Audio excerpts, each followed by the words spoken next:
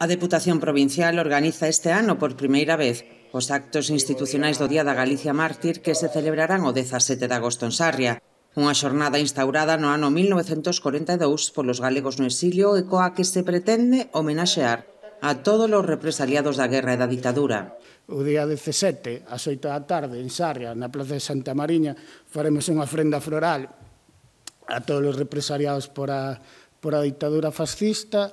Habrá unha actuación musical por Raiceira e unha intervención miña e do historiador Rafael García Ferreira, un gran experto en temas de memoria histórica. Desde o comezo desta legislatura, a Deputación asumiu a recuperación da memoria histórica como unha das súas liñas de actuación.